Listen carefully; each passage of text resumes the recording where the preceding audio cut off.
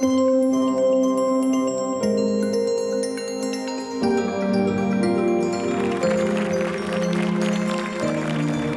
evening. I think we have people still trickling in a little bit, but let's get started with our exciting program. I'm Eileen Fuchs. I'm the president and executive director of the National Building Museum, and it's just my absolute honor and pleasure to welcome you all here this evening. Through exhibits and public programs, the museum presents its mission to inspire curiosity about the world we design and build. The work we do is centered around our 4 institutional pillars of innovation, equity, environment, and wonder. For more than 2 decades, the museum's signature series, Spotlight on Design, has presented design luminaries and legends in architecture, urban planning, landscape architecture. Spotlight on Design celebrates the creative work and unique journeys of the voices that shape our built environment, enriching our understanding of our relationship to place. And tonight's talk is no exception as we welcome artist and architect Suchi Reddy, founder and principal of Reddymade Architecture and Design in New York City, in her first Spotlight on Design, bringing us into her process and into the magic of the creation of Look Here. Suchi founded Reddymade in 2002, guided by her mantra, form follows feeling. Reddy's architectural and artistic practice is informed by her research at the intersection of neuroscience and the arts. Working towards a larger idea of design justice, she is dedicated to expanding our notions of empathy, equity, and agency, where the importance of design is recognized as an asset for the benefit of all and not just for some. Bringing this ethos to Look Here, Suchi's design engages with the immense scale of our magnificent Great Hall, using perspective and reflection as a way to consider architecture and experience your spatial relationship to it. We are so very pleased to bring this contemplated and cool and immersive, engaging experience to our visitors. Before we begin, I'd like to recognize that Spotlight on Design is generously supported by the Anthony and Keiko Greenberg Foundation. And I'd also like to extend a special thank you to our summer block party presenting sponsor, Amazon, and our partners, Luminex Reflective Panels, Jankik Arts International Inc., DPR Construction, 84 Lumber, and the DC Office of Cable, Television, Film, Music, and Entertainment. Okay, and without further ado, it is such my pleasure to introduce Suchi Reddy. Thank you so much for being with here tonight. Suchi!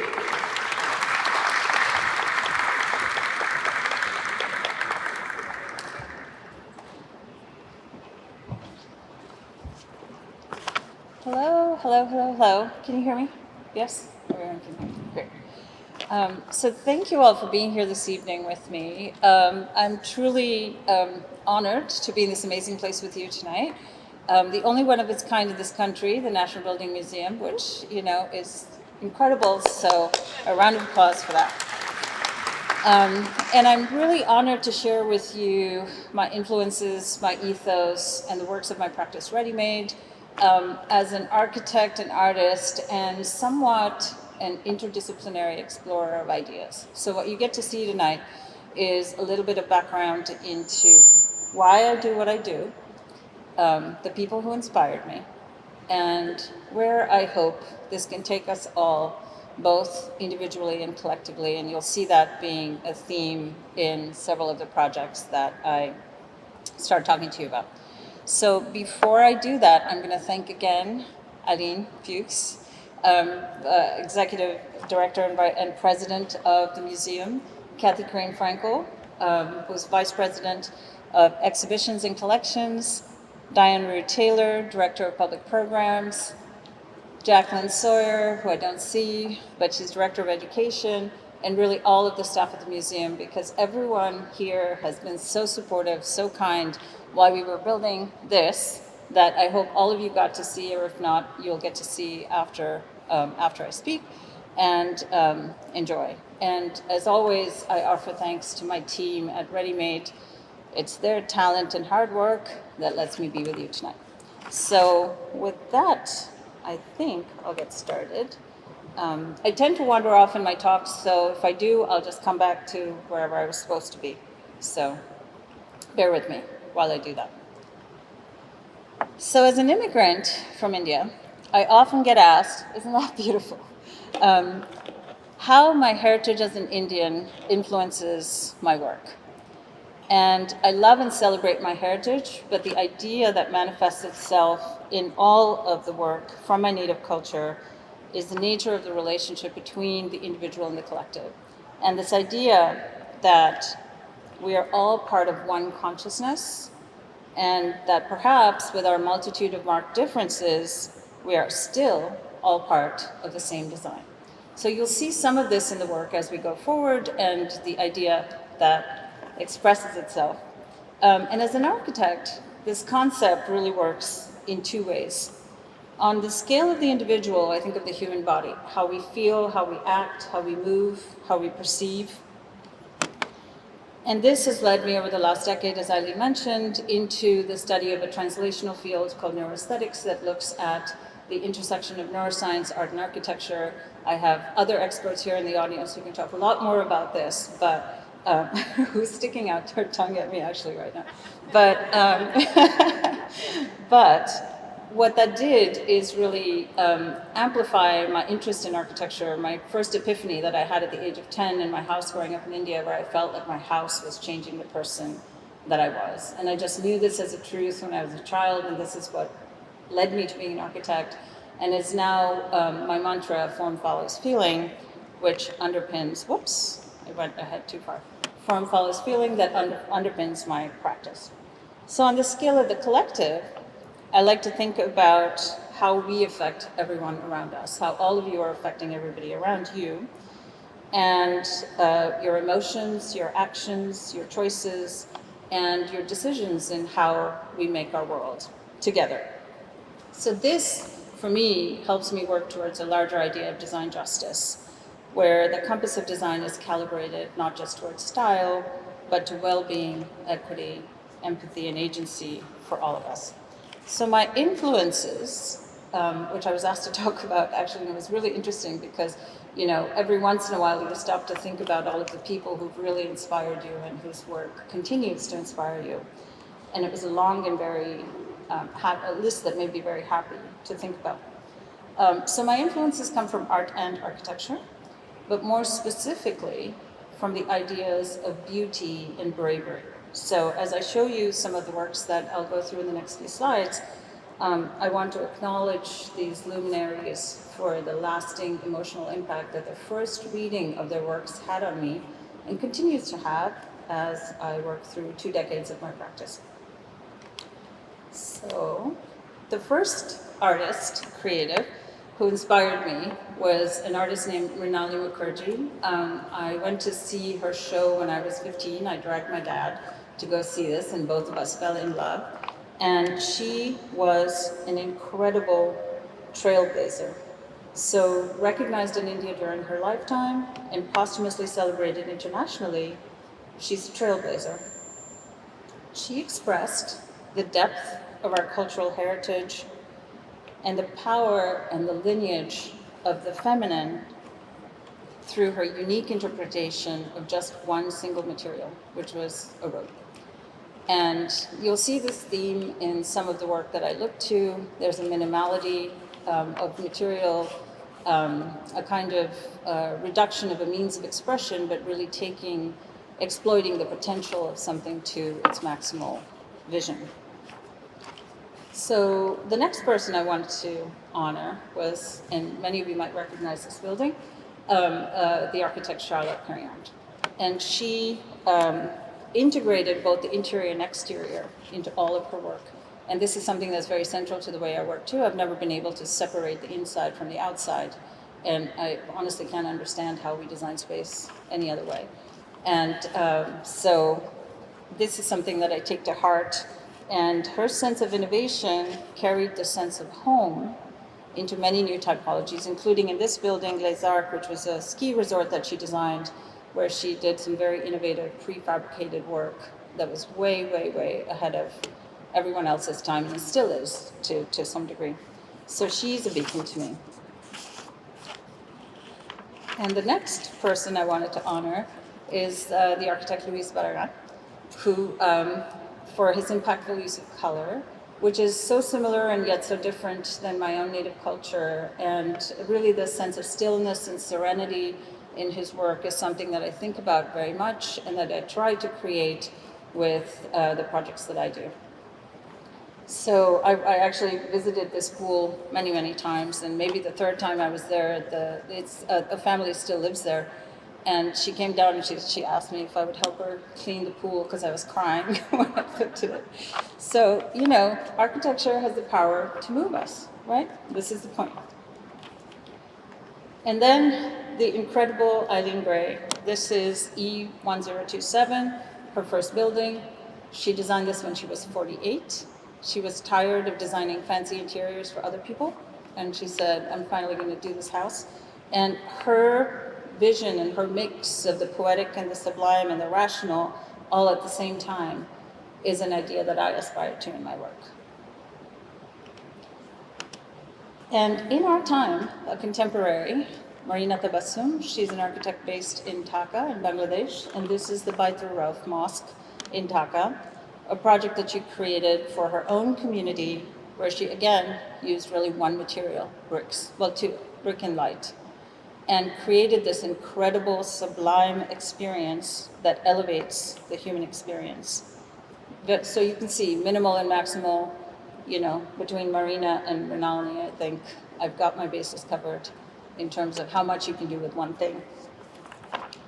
And then maybe lastly, the inimitable Lina Babardi, also brave, with this very brutal and delicate project at Sesc Pompeia in Brazil, with which she broke the male canon of modernism in Brazil. And her talent was nothing short of heroic. And again, as an immigrant, there's something of the power of heroism and of really forging something new in a different place that's emotionally very important to the DNA of my work. And last but certainly not least, actually I think I have one more slide, no? Okay. And last but not least, I want to honor my parents, my also very brave and beautiful people. My father was the first to be educated in his family, and only because there was a retired school teacher passing through the village who recognized his intellect. And my mother never went to school, but taught herself 6 languages, and she's the reason I have any design in my DNA. So there we are. Now you know where the work comes from. And in this cultural and intellectual context, my quest through my practice has been to really do what this slide says. Amplify the power of design, use design to amplify feeling and to catalyze change. And so from this perspective, I'm going to share some works with you. Like this one. Has everybody seen this? Has everyone walked through it? Yes? Yeah? No one who hasn't. Okay, so I don't need to talk about it? Is that good? Okay. Actually, Eileen did a great job explaining the ideas behind it, but certainly it's first of all, it's such an honor to be here, to be able to work in this space, and to work with someone like Kathy and Eileen and the team here who have just been incredible building this. But also, the brief was so powerful to me to think about wonder, discovery, education, architecture. How can we bring all of these things together simply in an experience that's engaging at the same time, but allows people to see something else through the architecture? And the problem, obviously, is the scale of this enormous space. So how to address that? And for me, perspective was the only way to do it. What I wanted to do was to be able to bring the building down to you so that when you're in that central space, you feel at home. And there were several different ways to do this, and we explored lots of different shapes. But first, you've already been here, so I don't know if I should play this, but I'm going to go ahead and do it.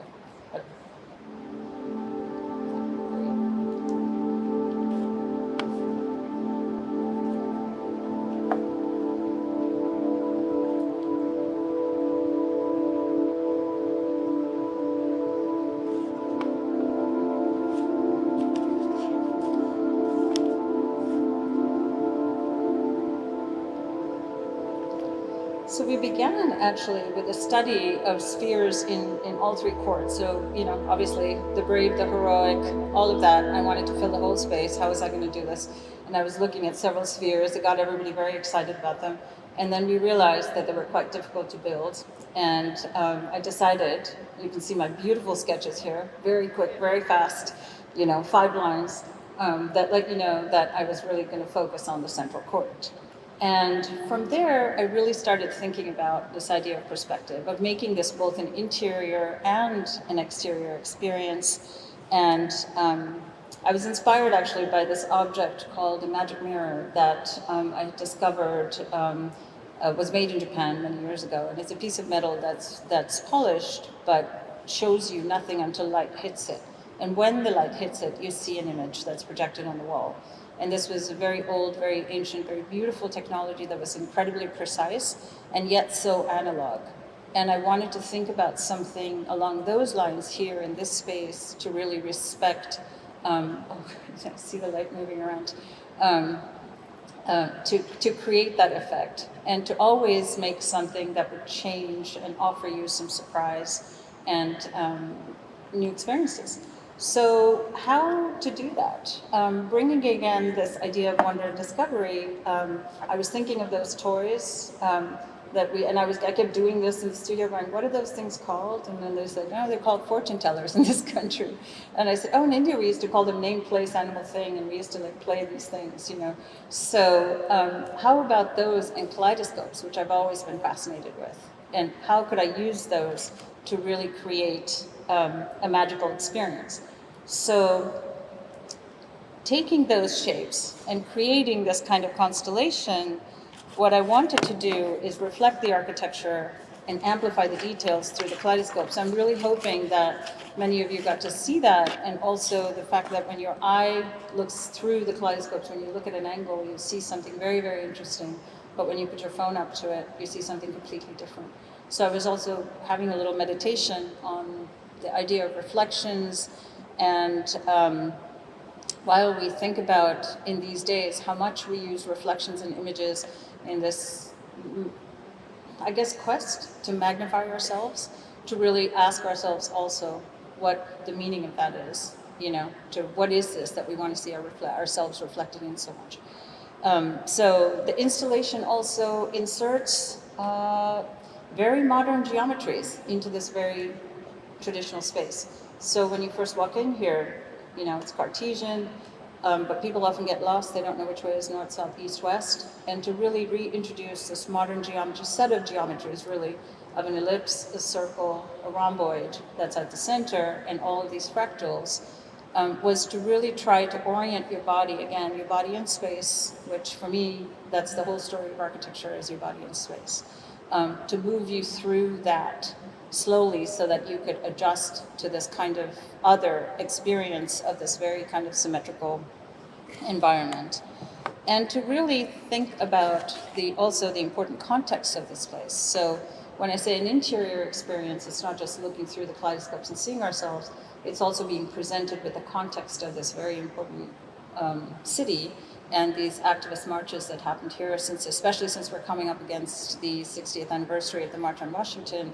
I felt that it was really important for us to remember what's happened here so that we can see ourselves very gently reflected in these times, so that they are always at the forefront of our thinking. So I feel like I've done what I set out to do. I hope you think the same. And if you don't, maybe we can have a conversation after I'm done talking so we can see whether the ideas came through, whether the experience comes through for you, and to really see whether it's doing what I think it's doing, because that, I think, is the true measure of architecture. I love being a fly on the wall and watching people actually experience the things that I get to make. So thank you all for being here again, and thank you to the museum for allowing me to do this. It was a Herculean effort given the time, so really kudos to a lot of people, not just me. So from here to there, I want to go back to this theme of the individual and the collective and talk about something that's very utopian, imagined on a very large scale. In 2012, when Hurricane Sandy hit New York, which is my city of residence, there was a call for ideas that MoMA PS1 put out to anyone, really, didn't have to be an architect, to think about ideas with which we could combat the challenge of rising waters due to climate change. And my answer to that was to think as big as I could possibly think. And I created this project called 71% for the amount of water that covers our planet. And to think about what happens if we could imagine an alternate coastline to the world. One that would do what the slide says, but also create a kind of a floodable barrier around the world in lots of different places that conflated cultures, that conflated projects, that conflated functions, that could really maybe even provide a new kind of a way to think about how we connect ourselves in the world and how we protect ourselves. And that the idea could be that a floodable skate park could morph into a mangrove, which could morph into an Islamic garden, and all of which could be built to withstand rising tides. And it's a dream, but one that can be imagined in small scales, and I think has real possibility. So I always put this project out there in case anybody's interested in trying to build a little piece of this with me. So I want to see at least one bit of it in my lifetime. So that's the call. If anyone's interested, let me know. And another vein of this kind of interdisciplinary thinking that actually marries every kind of discipline I can actually possibly think about is this project that we did. It was a competition for an ecological power plant in Taiwan called Jacinta.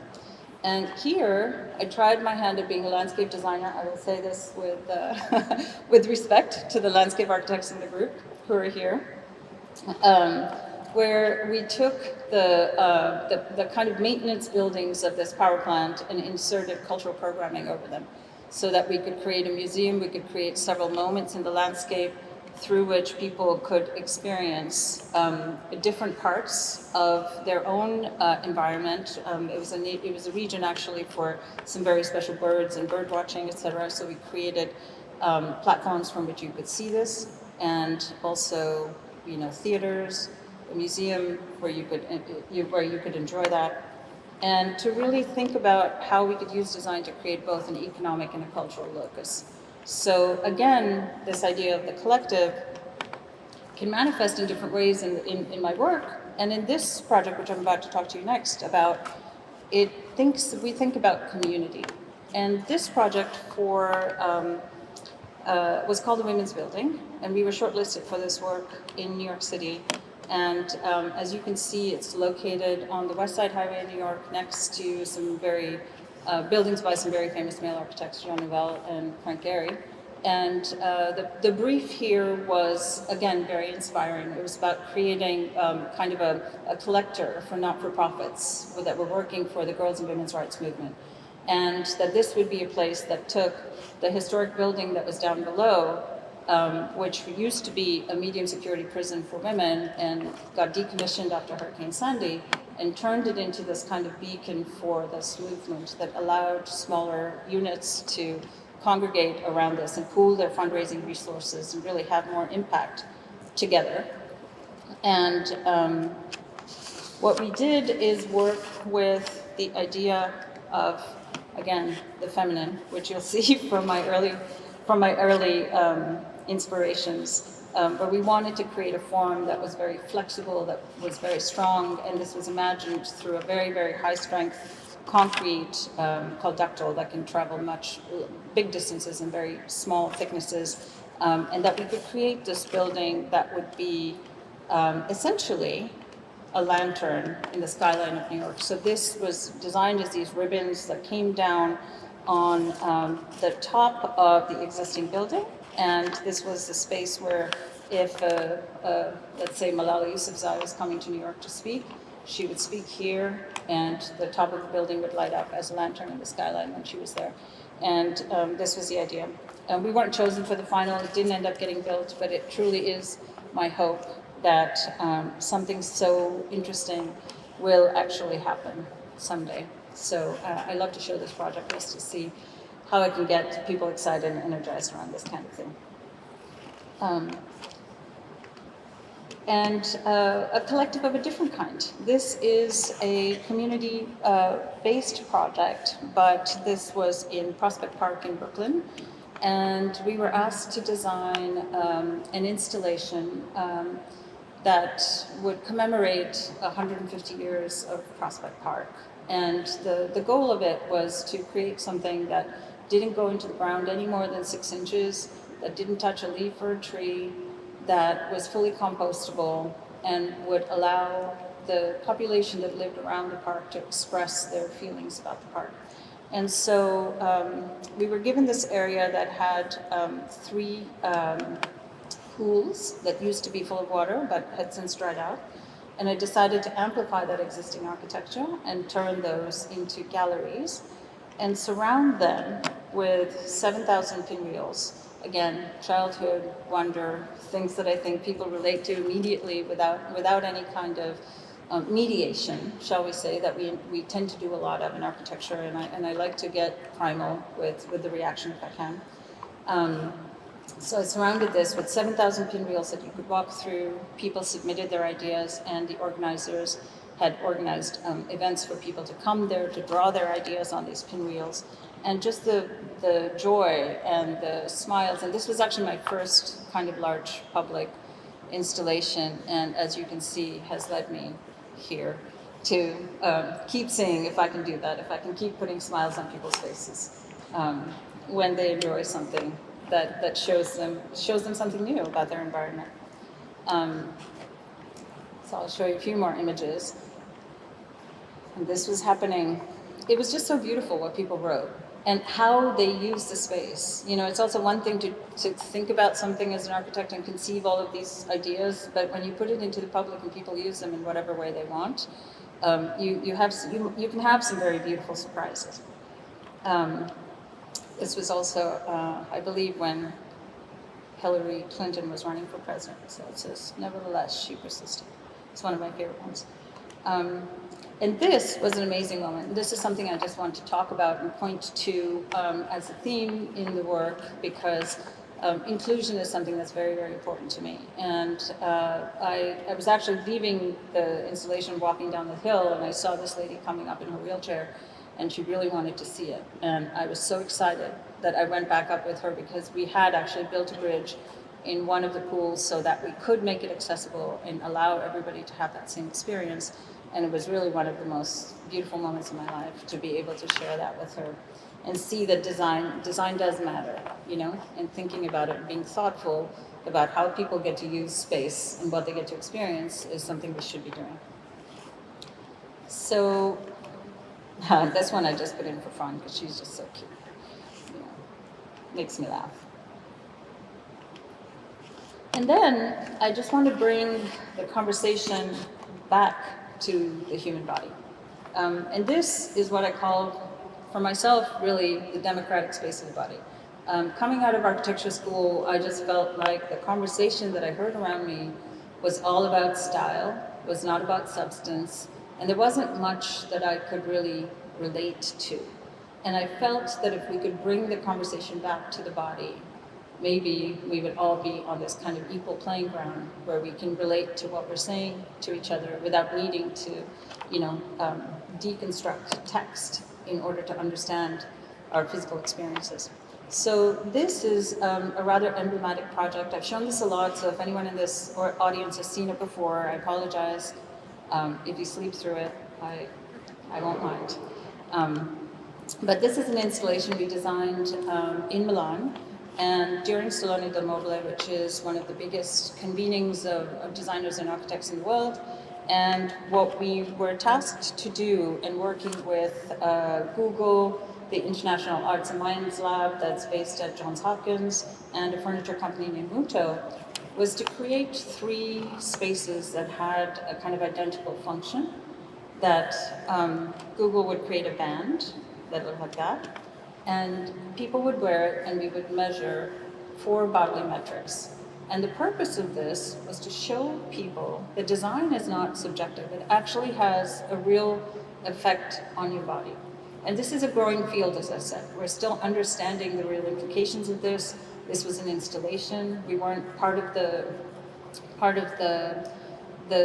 deal was that we couldn't keep the data for people's privacy, to protect people's privacy. So the goal is to really continue the work that started as a seed in this installation.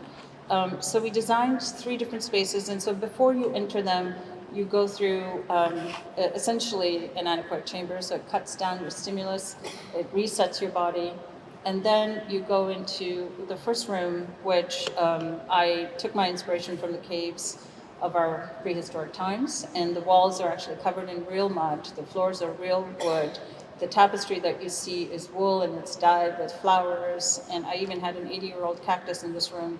And you get to sit in this room for 10 minutes without talking to anyone, without looking at your phone, which we all know is challenging these days. And you get to look at the books that I leave in the space. And so in this room, we had books about cooking and making and poetry and things like that, and weaving.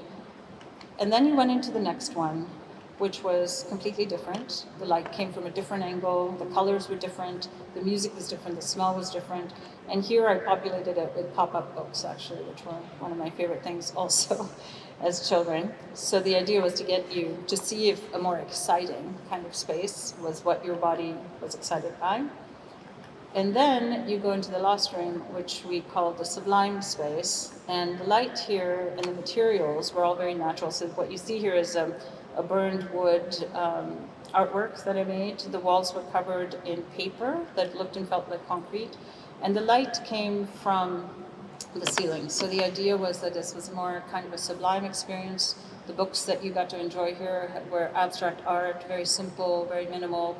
And after you spent 10 minutes in each of these rooms, you went through to the place where you would take off your band and the information would be read back to you.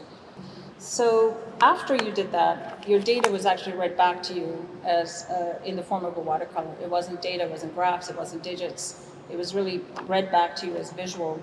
And you went back into a space where other information was given to you. So you could find out more. This image that you see there, this is what you were presented with. So if you were excited in a certain space, your body was excited in a certain space, you would see these flares in the ring. And that's actually how the information was digested and read back to you, which was a very beautiful way to see that design is not subjective. It really matters. It's really affecting you every minute of the day. And I just had actually the pleasure of being in Dumbarton Oaks these last couple of days, and or since yesterday. And I went to see a friend who said, well, you see so much calmer. And I said, well, I've just spent an hour and a half in one of the most beautiful gardens that you can find, which you are lucky enough to call your own in your hometown. So there you go. I didn't need much more proof, but it's nice to know that we can explore these things to really see where we can take design. And this is really the beginning of something that I feel is incredibly important, a field that can really radically change how we design, what we design for, who we design, and to really recalibrate how we think about design. I've always said we know how to design prisons to make people feel bad, but when we design the rest of the world, we're not starting with the idea that we need to make them feel great. We're starting with lots of other ideas, like ROI and development and function, all of those things which are very important for us to survive as a species. But I think the most important recalibration of the compass is towards this. So reuniting thinking and feeling is something that I think should be at least our goal. Oh, now that works. So now you get to see how it decodes.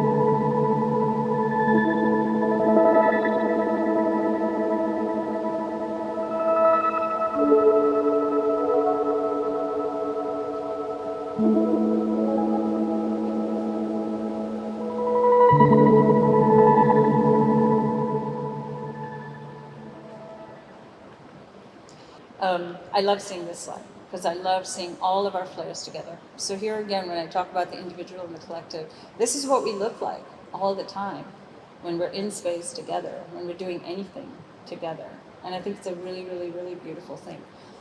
So this is my goal and hope, that I get to create more projects that do this kind of thing.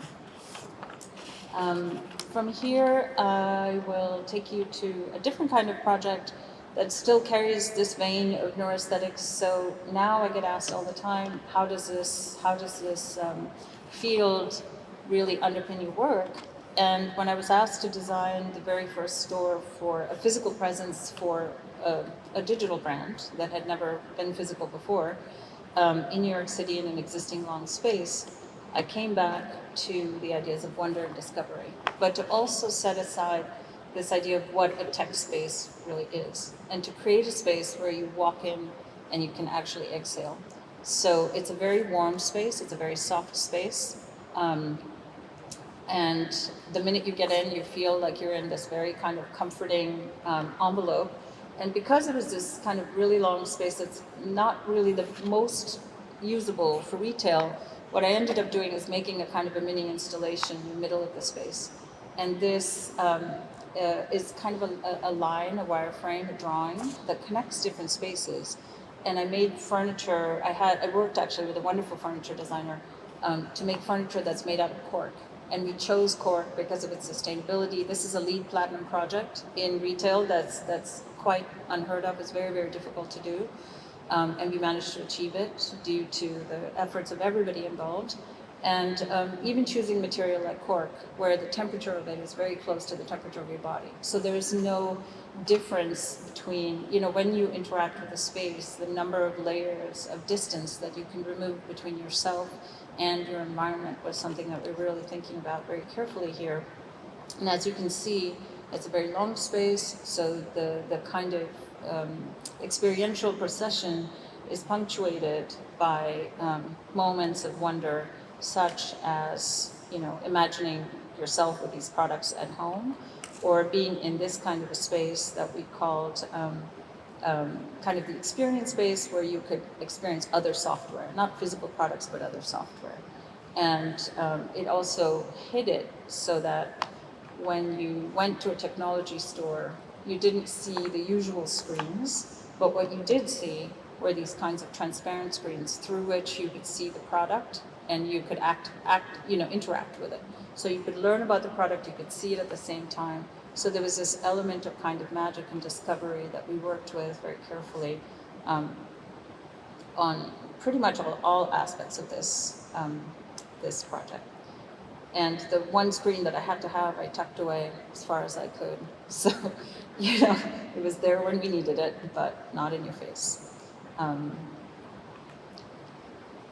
So from there, I thought I would take you to, in scale, we're going to get a bit smaller and smaller as I continue to show you how we look at different aspects of our work in the studio. This is a house that I had the pleasure of working with the artist Ai Weiwei on. I'm sure all of you know him, very well-known activist and artist. And we were approached by the client to work together. And this house, this project was in addition to an existing residential house, and that house consisted of hexagonal pavilions. And what we did is take the hexagon, turn it into a section, and extrude it over a hill so that we could frame the amazing natural views very, very carefully in the landscape. So, and very, very simple. Again, this is very minimal means to express something in the landscape that allows a person to feel at one with the landscape, with very thoughtful moves like that, which frames this tree perfectly and was kind of carefully orchestrated to do that. Or that the outdoor shower kind of reflected also, maybe as a small version of this, your environment while you were in it. And that the windows were actually also placed so that they were just at your eye level. So it made you really look at the landscape in a different way. And I take the time to point these things out because I could just sort of flip through the images and you wouldn't know that because, we don't have the possibility of going to all of these places. But these small things, I think, are very, very big and really influence how we feel space. And that, I think, is really, really important. And this project is one that's very close to my heart, actually, and that's why I wanted to share it. It's a tiny little cabin in Vermont, and had a very small footprint, and we were thinking about how to integrate this feeling of kind of being in nature, and how could we do that to the maximal effect with a very small footprint, and it became a volume that kind of folded and opened itself, both horizontally and expanded its footprint, and also opened itself to the skies and views through skylights that actually oriented themselves to different views, whether it was the sky, the trees, or the ocean. So a very, very simple, again, idea that allows itself to expand in experience and let you be part of the landscape that you're meant to be a part of when you're up there. So this is a sectional perspective that shows you all of the different skylights, and you can really move around the space very differently and experience very different things as well. I was challenging people with look here to take the same picture twice, and that if they did that, I would give them a prize. So if you did happen to do that today, the prize is still up for grabs. But this little cabin has the same idea.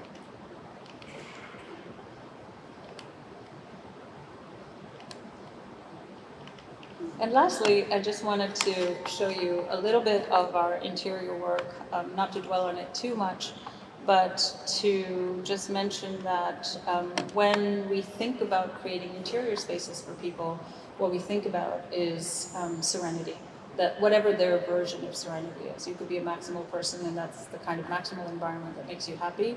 It's not about style. This project was actually about reclaiming all of the material that we found on the site. So we created a new room in this giant, it used to be an old carriage house for horse-drawn carriages, so it had a giant ceiling. And so we inserted a different room. We reused all of the wood we found in there to create these kinds of louvered spaces that could afford you privacy, but also be open when you needed them to be. And also allowed you this kind of giant feeling of space that you could be in. So when people ask me, I often get the question, what's your style?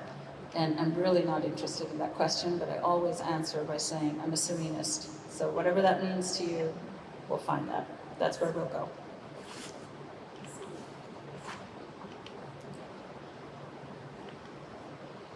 And this is a poem that I hope you'll get to listen to. If Kashif can help me play this, because it only has sound.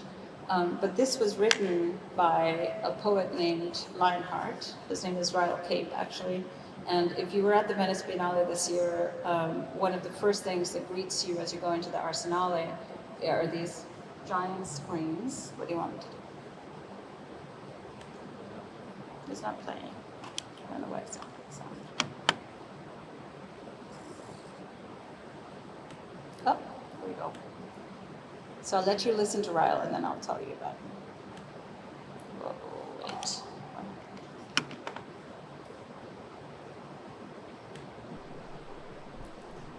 When entering a space, I know the space is simultaneously entering me. We're in dialogue with each other, permeating each other with an elegant, welcome subtlety. Architecture is a delicate complexity, a cannonball flower placed in the gardens of our mind that we are all navigating, thinking we exist in it, but it exists in us, waiting to be watered. I enter a feeling, knowing form follows closely behind, like a comforting shadow. Therefore, feelings are always a source of illumination. Liminal spaces create a sort of aperture, absorbing our surroundings. If a resounding sacrifice is a prerequisite for any transformation? What do feelings give up in order to exist? Their silence? I trust that there is a higher purpose of space. I enter with my intentions open-minded. Cognition follows only after feeling has tripped over a part of me. Our ability is yet to discern and remove impediments of design, beauty, the becoming of space.